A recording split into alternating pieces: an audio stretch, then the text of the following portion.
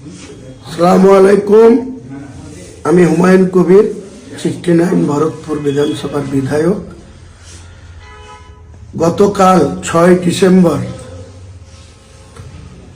বেলডাঙ্গার ছেতিনিয়া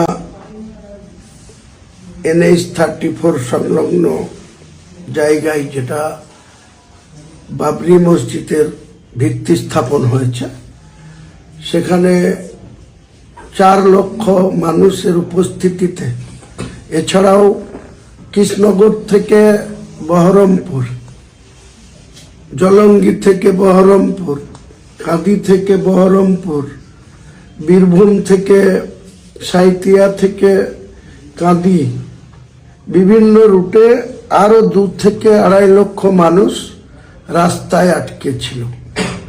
তাদের এতটাই আবেগ ছিল যে তারা সবাই ওই ভিত্তি স্থাপন জায়গায় পৌঁছাবার চেষ্টা করেছিল। প্রশাসনের একটা অংশের অসহযোগিতা সত্ত্বেও 4 লক্ষ মানুষ ওখানে উপস্থিত হয়েছিল এবং রাস্তায় 2 থেকে 2.5 লক্ষ মানুষ দিনভর তারা রাস্তায় ছিল। তাই সর্বস্তরের মানুষ যারা বাবরি মসজিদের ভিত্তি স্থাপনের উদ্দেশ্যে আপনারা বাড়ি থেকে বেরিয়েছিলেন, কেউ আসতে পেরেছেন, কেউ রাস্তায় থেকেছেন, সকলকেই আমার পক্ষ থেকে আপনাদের সালাম জানাই, আদাব জানাই, অভিনন্দন জানাই।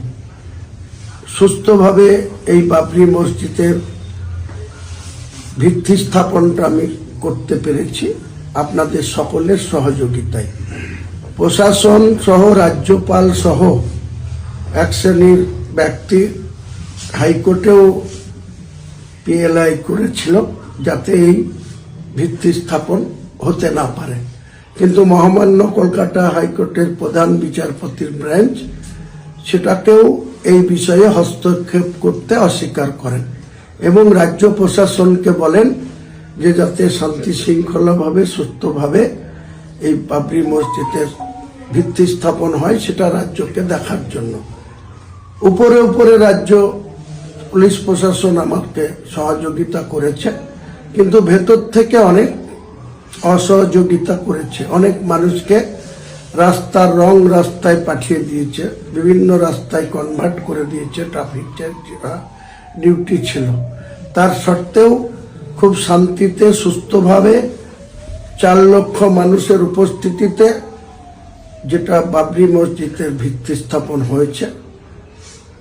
আরেকবার আপনাদেরকে সকলকেই আমার পক্ষ থেকে, সমস্ত মুসলমান ভাইদের আমি যেমন সালাম জানাচ্ছি, আদাব জানাচ্ছি, একইভাবে অমুসলিম যারা আছেন তেনাদেরকেও আমি নমস্কার এবং অভিনন্দন এবং শ্রদ্ধা জানাচ্ছি যে আমরা কারো বিপক্ষে না, কোনো অমুসলিমের সঙ্গে আমাদের কোনো শত্রুতা নেই, কোনো অমুসলিমকে আমরা কোনো অশ্রদ্ধা করি না। আমার ধর্মের প্রতি আমি আস্থাশীল, আপনাদের ধর্মের প্রতি শ্রদ্ধাশীল। তাই সকলে মিলে আমরা একসঙ্গে সম্প্রীতি রেখে বসবাস করি। আপনারা মন্দির করবেন, আমি মসজিদ করব, এটাই ভারতবর্ষের সংবিধান। সেই সংবিধানকে আমি সম্মান জানিয়ে সকলকেই আর একবার অভিনন্দন, নমস্কার, শ্রদ্ধা জানিয়ে আমার বক্তব্য শেষ করলাম।